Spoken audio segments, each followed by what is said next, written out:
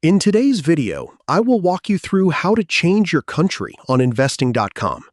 Changing your country on investing.com lets you view market data, news, and financial information that is tailored to a different region. If you want to follow another country's stock market or simply customize your browsing experience, you can update this setting in just a few steps. Start by opening investing.com and accessing the main page. Once you're on the home page, look toward the upper right corner of the screen. You should see the current country or flag that represents your selected regional edition of the website.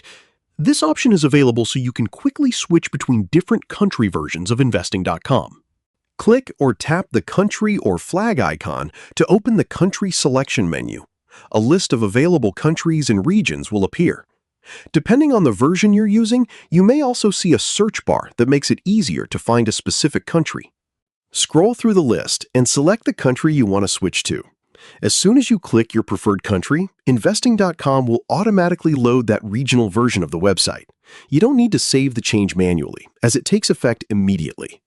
After the page reloads, you'll notice that the home page, market news, stock listings, economic calendar, and other financial information are now focused on the country you selected. This makes it much easier to follow local markets, currencies, indices, and economic events that are relevant to that region. Keep in mind that changing your country only affects the content and market information displayed on the website. It does not change your investing.com account details or personal information. You can switch between supported countries as often as you like, whenever you need to view financial data from a different region. And that's it.